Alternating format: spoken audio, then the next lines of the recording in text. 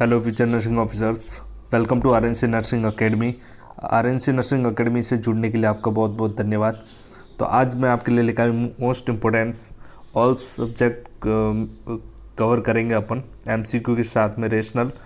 काफ़ी important question होने वाले हैं, तो अपन वन बाय वन डिस्कस करेंगे। तो आपको बताना इसमें cotton dust indicate, cotton dust किससे होती है, तो आपको बताना कॉटन डस्ट किससे इंडिकेट करती है। बेगोसिस, सिलिकोसिस, एंथ्रेकोसिस या बाइसिनोसिस। तो इसमें आपको राइट आंसर बताना। आप सेल्फ इवैल्यूएशन कर सकते हैं, कमेंट के अंदर मुझे राइट आंसर बता सकते हैं। तो आप बताएं राइट आंसर। तो इसका राइट आंसर होगा option D is the right answer. Option D is the right answer. तो अपन वन बाय वन एक एक को डिस्कस करेंगे। जैसे बेगोसिस, बेगोसिस का मतलब मैंने बताया आपको शुगर कैन डस्ट होता है। बेगोसिस का मतलब होता है sugar cane dust. Silicosis, silicosis का मीन्स होता है सिलिकॉन डस्ट। अगर सिलिकॉन से अगर इनहेलेशन से प्रॉब्लम होती है तो सिलिकोसिस बोला जाता है। एंथ्रेकोसिस, कोल डस्ट या ब्लैक लंग डिजीज। एंथ्रेकोसिस को क्या बोला जाता है? कोल डस्ट या ब्लैक लंग डिजीज बोला जाता है। और बाइसिनोसिस, बाइसिनोसिस को बोला जाता है कॉटन डस्ट या ब्राउन लंग डिजीज। तो अपना यहाँ पे राइट आंसर क्या होगा? बाइसिनोसिस, कॉटन डस्ट या brown lung disease is the right answer. Next question, second number, oxytocin is mainly involve in which of the following functions. तो ऑक्सीटोसिन का यहाँ पे आपको मेनली फंक्शंस अगर पता होगा तो आप यहाँ पे राइट आंसर बता सकते हैं। तो मुझे कमेंट के अंदर आप राइट आंसर बताएं। चाइल्ड बर्थ एंड लैक्टेशन करता है जो ऑक्सीटोसिन होता है वो। And regulation of blood pressure, blood pressure regulate करता है। या growth and mental ability and mortar skills. तो कमेंट करके बताया मुझे। तो इसका राइट आंसर जो होगा वो होगा ऑप्शन ए। ऑप्शन ए में क्या है? चाइल्ड बर्थ एंड लैक्टेशंस, जिसके अंदर आप देख सकते हो oxytocin is also known as love hormones. Oxytocin को अपन क्या बोलते हैं? लव हार्मोन बोला जाता है। Oxytocin mainly responsible for इजेक्शंस। आपको मालूम होना चाहिए, अगर आप ट्रिक्स के साथ में याद रख सकते हो इसको। इजेक्शन, ऑक्सीटोसिन का means इजेक्शंस। Ejection means milk ejection करवाता है एक तो, नहीं कि मिल्क प्रोडक्शन। मिल्क को इजेक्ट करने का काम ऑक्सीटोसिन करता है। मिल्क प्रोडक्शन तो प्रोलैक्टिन करता है। And expulsion of baby during labour. तो ये इजेक्शंस का मीन्स मिल्क इजेक्ट करेगा और बेबी को एक्सपल्ड आउट करेगा ड्यूरिंग लेबर। तो यहाँ पे राइट आंसर ऑप्शन ए हो गया। Next, drug of choice in pre eclampsia. Drug of choice in pre eclampsia के अंदर आपको बताना है कि ड्रग ऑफ चॉइस क्या रहने वाली है प्री एक्लेम्सिया के अंदर, जो एक प्रेग्नेंट वुमन के अंदर देखा जाता है। मॉर्फिन सल्फेट होती है, मेपेडिन, डिगोक्सिन्स या MgSO4। तो यहाँ पे आपको राइट आंसर बताना है। इसका राइट आंसर होगा वो होगा option D, morphine sulphate. Morphine sulphate. अब मॉर्फिन सल्फेट से रिलेटेड मैं आपको कुछ बताऊंगा ट्रिक के साथ में। जैसे एम से आप याद रख सकते हैं मसल्स रिलैक्स। एम से क्या होगा? Muscles relax. देन जी से आप क्या GFR डिक्रीज करता है मॉर्फिन। एंड जो एस से याद रख सकते हैं आप, सिस्टोल डिक्रीज होगा।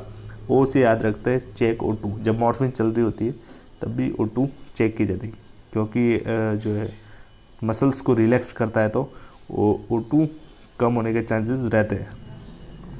देन मॉर्फिन देने का मोस्ट ऑफ जो MgSO4 देने का जो पर्पज़ रहता है मोस्ट ऑफ, वो कंट्रोल सीजर को कंट्रोल करने के लिए अपन देते हैं, क्योंकि मसल्स रिलैक्सेंट है। देन अगर मॉर्फिन की बात की जाए, मॉर्फिन ओपियोइड एनाल्जेसिस होती है जो क्या करती है? रेस्पिरेटरी डिप्रेशन करती है। एंड मेपेडिन जो होती है वो ड्रग ऑफ चॉइस होती है पेनक्रेटाइटिस के अंदर। एंड डिगोक्सिन जो होती है वो हार्ट फेलियर के अंदर ड्रग ऑफ चॉइस होती है, बिकॉज ये क्या करती है? Increase force of contraction.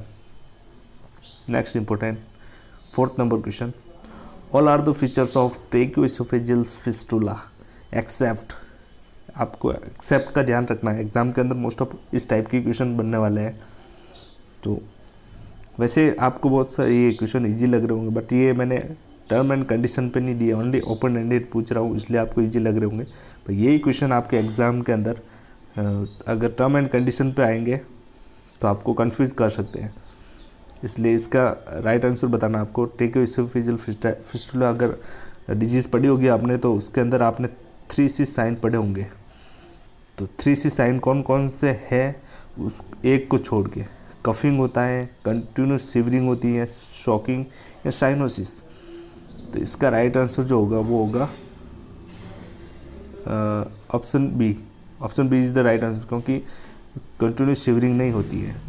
बाकी जो ट्रैकियोइसोफेजियल जो फिस्टुला होता है उसके अंदर क्या होता है, abnormal opening between trachea and oesophagus. अब ट्रेकिया एंड इसोफेगस के अंदर अगर एबनॉर्मल ओपनिंग होगी तो अपन जो बेबी को फीडिंग कराएंगे तब फीडिंग जो पार्टिकल्स है वो इसोफेगस के अंदर जाएंगे, जो क्या कॉज कर सकते हैं, कफिंग कॉज कर सकते हैं, और कफिंग कॉज कर सकते हैं। उसके बाद में कफिंग देन शॉकिंग कॉज कर सकते हैं। देन लॉन्ग टाइम अगर ऐसी कंडीशन है तो साइनोसिस भी हो सकता है। एंड इसका जो मोस्ट कॉमन टाइप आप देख सकते हैं, मैंने ये पुट किया हुआ पूरा डायग्राम से आप देख सकते हैं। ये इसका फर्स्ट टाइप होता है, ये सेकंड टाइप और ये थर्ड टाइप जो होता है वो मोस्ट कॉमन होता है और ये 85% पाया जाता है। ये नॉर्मल कंडीशन है, ये फर्स्ट टाइप है, ये सेकंड टाइप है और ये थर्ड टाइप है और ये फोर्थ और फिफ्थ टाइप, 5 टाइप होने वाले। फिफ्थ जो टाइप होता है वो एस शेप होता है। अगर पूछा जाए एग्जाम के अंदर कि फिफ्थ एस शेप कौन सा टाइप होता है तो फिफ्थ नंबर पर। देन नेक्स्ट अपन डिस्कस करते हैं फिफ्थ नंबर, काफ़ी इंपॉर्टेंट क्वेश्चन होने वाला है। Which hepatitis transmit through faeco oral route. ये एग्जाम में बहुत बार आया हुआ क्वेश्चन है। तो कौन सा हेपेटाइटिस फीको ओरल रूट से फैलता है, hepatitis E, hepatitis C, hepatitis A या both hepatitis A and C. तो इसका राइट आंसर आप बताएं कमेंट के अंदर। इसका जो राइट आंसर होने वाला है वो ऑप्शन डी होने वाला है। तो ऑप्शन डी के अंदर क्या है, हेपेटाइटिस जो ए एंड ई जो होता है वो ट्रांसमिट होता है मोस्ट कॉमन किसके थ्रू, फीको ओरल रूट के थ्रू ट्रांसमिट होता है। और जो हेपेटाइटिस ए जो होता है वो मोस्ट कॉमन प्रेजेंट होता है बच्चों के अंदर, मोस्ट कॉमन पाया जाता है ये बच्चों के अंदर हेपेटाइटिस ए। एंड जो हेपेटाइटिस सी जो होता है वो पोस्ट ट्रांसफ्यूजनल हेपेटाइटिस होता है और ये काफ़ी सीवियर हेपेटाइटिस होता है, सीवियर हेपेटाइटिस होता है। देन नेक्स्ट क्वेश्चन होने वाला है important, which size of syringe use in insulin injection. Insulin की सिरिंज कौन सी साइज़ की होती है, तो ये भी क्वेश्चन पूछा गया एग्जाम के अंदर। 16 गॉज, 18 गॉज, 25 गॉज, 26 गॉज। तो इंसुलिन की सिरिंज आप देख सकते हैं टोटल ये अप्रोक्स 1 ml की आती है, 40 यूनिट। एंड जो इसकी जो साइज़ होगी वो होगी 26 gauge is the right answer. और अपन IM इंजेक्शन देते हैं उसमें अपन 25th गॉज की नीडल यूज में लेते हैं। नेक्स्ट काफ़ी इंपोर्टेंट क्वेश्चन होने वाला है, nosocomial infections occur after admission in hospital. Nosocomial infection आपने सुना होगा जनरली। नोज़ोकॉमिनल इन्फेक्शंस या हॉस्पिटल एक्वायर्ड इन्फेक्शंस ये कब होता है, after 24 hours, after 2 days, 72 hours या 4 आवर्स। तो यहाँ पे आप आफ्टर 2 days यानी आफ्टर 48 आवर्स भी बोल सकते हैं। तो इसका जो राइट आंसर होने वाला है वो ऑप्शन बी होने वाला है, ऑप्शन बी होने वाला है। यहाँ पे ऑप्शन बी होने वाला है राइट आंसर। यहाँ पे ऑप्शन बी होगा। ऑप्शन बी में क्या है, after admissions 48 hours of patients responsible for hospital acquired और नोज़ोकॉमिनल इन्फेक्शंस। तो पेशेंट आफ्टर एडमिशन के बाद में 48 आवर्स के बाद में अगर पेशेंट होने के बाद में पेशेंट को मोस्ट कॉमन चांसेस रहता है नोज़ोकॉमिनल इन्फेक्शंस का। और मोस्ट कॉमन इन्फेक्शन कौन कौन से होते हैं, एक तो रेस्पिरेटरी इन्फेक्शन होता है और एक UTI यूरिनरी ट्रैक्ट इन्फेक्शन होता है। Next important, delirium tremens are withdrawal symptoms of. Delirium जो ट्रेमेंस होता है, जो ट्रेमेंस पेशेंट को ट्रेमर्स आते हैं वो कौन सी कंडीशंस के कारण आते हैं विड्रॉ करने के? कोकेन, ओपियोइड्स, एस्प्रिन या अल्कोहलिज्म? तो इसका जो राइट आंसर होने वाला है option D is the right answer. Option D के अंदर आप देख सकते हैं अल्कोहलिज्म। अब अल्कोहलिज्म में क्या होता है, पेशेंट क्या करता है, experience a combination of physicals and emotional symptoms from a mild anxiety and fatigue to nausea and some symptoms of alcohol withdrawal syndrome are as severe as hallucinations and seizures। जब tremors और hallucinations आते हैं तो उस condition, patient अगर serious condition में पहुंचता है तब पेशेंट को हेलुसिनेशन होने लगता है जो फॉल्स स्टिमुलाई के अगेंस्ट, एंड सीजर आने लगता है पेशेंट को। तो मोस्ट ऑफ एल्कोहलिज्म के अंदर देखने को मिलता है। नेक्स्ट, रमसे स्केल पूछा गया है दिल्ली एम्स के अंदर। Ramsay scale is use for assessment of, Ramsay scale किसके लिए यूज में लेते हैं, असेसमेंट करेंगे, एंजियोस्पेसम्स, पेन, कॉन्शियसनेस या सिडेशंस? तो इसका राइट आंसर होता है option D is the right answer. Option D के अंदर आप देख सकते हैं रमसे स्केल। रमसे स्केल्स में क्या होता है, one of the most commonly use in the level of sedations. इन 6 कैटेगरी होती है इसके अंदर, and ranging from severe agitations to deep coma. Severe agitation to deep coma patients के अंदर ये किया जाता है। एंड पेन का जो होता है, पेन का वो वॉन्ग बेकार स्केल्स होता है, पेन असेसमेंट के लिए बच्चों के अंदर यूज होता है मोस्ट ऑफ। अनकॉन्शियसनेस के लिए GCS होता है, Glasgow scale.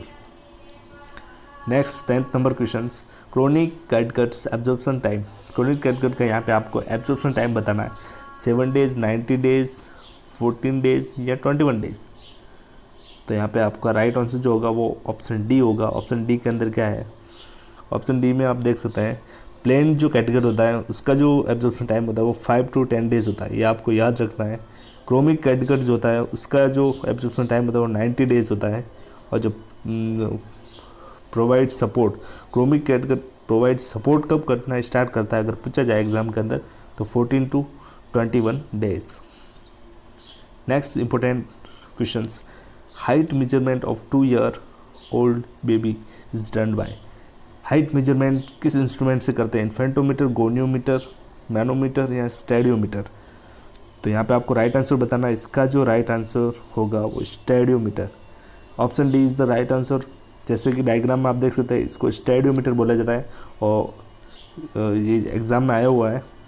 Stadiometer measures height और इन्फेंटोमीटर क्या करता है, ओनली मेजर्स लेंथ मेजर करता है। एंड गोनियोमीटर से क्या करता है, अपन रेंज ऑफ मोशन मेजर्स करते हैं। मैनोमीटर्स क्या करते हैं, प्रेशर को मेजर्स करते हैं। तो राइट आंसर ऑप्शन डी हो गया। Next 12 number, which of the positions given after spinal anaesthesia. Spinal anaesthesia के बाद में कौन सी पोजीशन देंगे, ये एग्जाम के अंदर आया हुआ क्वेश्चन है। Same supine with pillow, semi Fowler's या सुपाइन विदाउट पिलो? यहाँ पे आप बता सकते कमेंट करके राइट आंसर क्या होने वाला है। तो इसका राइट आंसर होने वाला है option D is the right answer. जैसा कि ऑप्शन डी में आप देख सकते हैं राइट आंसर फ्लैट, या तो फ्लैट पोजीशन आप बोल सकते हो, या supine without pillow, because after anaesthesia causes increase ICP बढ़ने के चांसेस रहते हैं। इसलिए क्या कॉज कर सकता है, सीवियर हेडेक, जो पेशेंट को लाइफ टाइम तक सीवियर हेडेक कॉज कर सकता है। तो इसलिए पेशेंट को आफ्टर एनेस्थीसिया फ्लैट पोजीशन में रखना है। अगर जनरल एनेस्थीसिया में हो तो स्पाइनल एनेस्थीसिया में हो तो फ्लैट, और जनरल एनेस्थीसिया में हो तो स्लाइटली एलिवेटेड हेड को रख सकते हैं। नेक्स्ट काफ़ी important, ICD tube is attached to. अब आईसीडी जो ट्यूब होती है इंटरकोस्टल ड्रेनेज जिसको बोला जाता है, इंटरकोस्टल ड्रेनेज जो प्लूरल इफ्यूजन हो जाता है उस कंडीशन में लगाते हैं, उसका ट्रीटमेंट ऑफ चॉइस होता है। क्लोज सक्शन अटैच करेंगे आईसीडी ट्यूब, या ओपन ड्रेनेज से अटैच करेंगे, या वाटर सील्ड चैम्बर से, या नेगेटिव सक्शन प्रेशर से। तो इसके अंदर आप डायग्राम के अंदर भी देख सकते हैं, मैंने डायग्राम भी पुट किया हुआ है यहाँ पे, जो इमेज है वो ये वाटर सील्ड चैम्बर बोला, इसको टोटल जो होता है वाटर सील्ड चैम्बर या आईसीडी ड्रेन बोला जाता है। इसके अंदर मेनली 3 कॉलम्स होते हैं। तो एक कॉलम जो होता है वो सक्शन चैम्बर का होता है, एक कलेक्शन चैम्बर का होता है और एक वाटर सील चैम्बर का होता है। इससे रिलेटेड बहुत बार क्वेश्चन आए हुए एग्ज़ाम के अंदर आते भी हैं। तो बेसिकली इसके अंदर जो अटैच करेंगे वो अपन इंटरकोस्टल ड्रेनेज है, connection with water seal chamber से ही अपन इसको कनेक्ट करते हैं।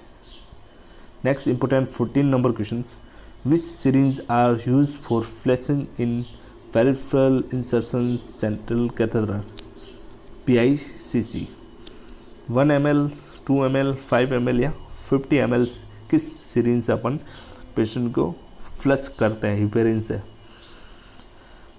तो इसका जो राइट आंसर होगा option D, C is the right answer. Option C के अंदर आप देख सकते हैं 5 ml की सिरिंज यूज में लेते हैं और 2 ml की जो सिरिंज होती है मोस्ट ऑफ लेते हैं वो कलेक्ट ABG सैंपल। तो यहाँ पे आपको याद रखना है ये 50 ml की लेते हैं वो मोस्ट ऑफ फीडिंग और इरिगेशन के पर्पज़ से लेते हैं और 10 ml की सिरिंज लेते हैं वो एडमिनिस्टर IV मेडिकेशंस डाइल्यूट करते हैं या फ्लेबोटॉमी के अंदर भी लेते हैं। फ्लेबोटॉमी करते हैं मीन्स ब्लड रिमूव करना, ब्लड सैंपल कलेक्ट करना। Next important questions, which instruction are given during removing chest tube.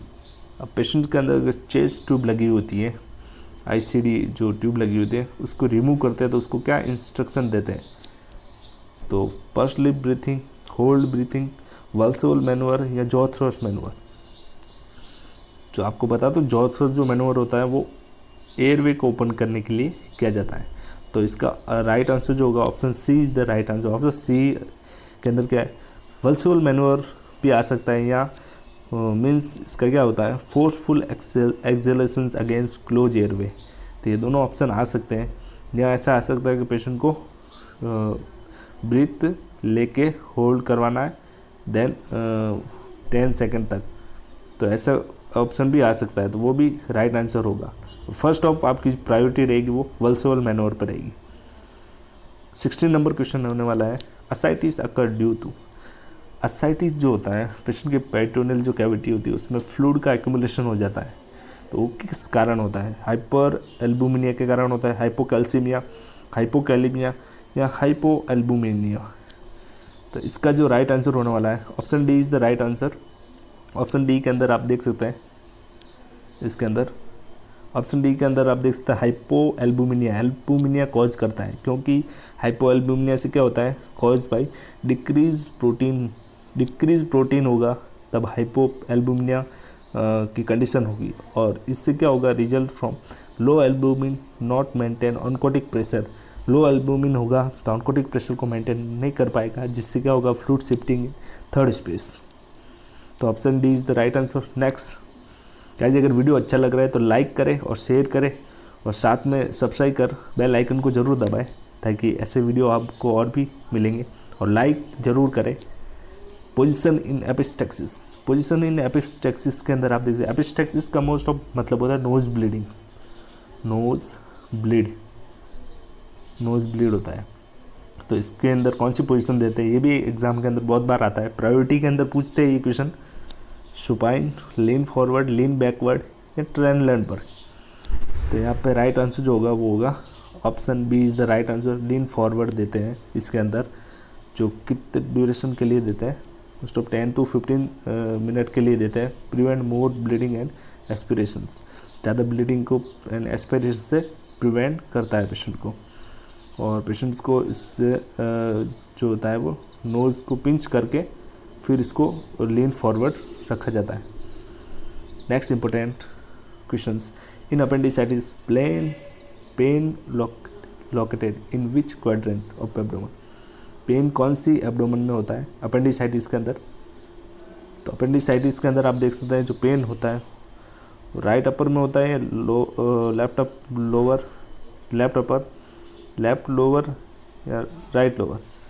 तो इसका राइट आंसर जो होगा option D is the right answer, जिसके अंदर आप देखिए because of appendix located in right lower quadrant में होती है इसलिए मैकबर्नी पॉइंट बोला जाता है उसको।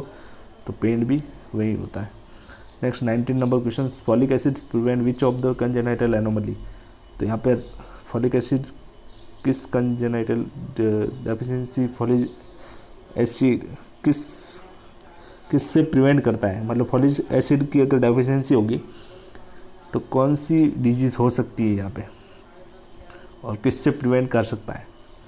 तो इसका बेसिकली जो राइट आंसर है option D is the right answer है। Folic acid start before conception of 12 weeks for prevent NTD, neural tube defect से प्रिवेंट करता है, और ओल्ड एज में देते हैं स्ट्रोक को प्रिवेंट करने के लिए। Next 20 number question, infected and soil dressings discarded. Infected जो ड्रेसिंग होती है वो किसमें डिस्कार्ड करते हैं?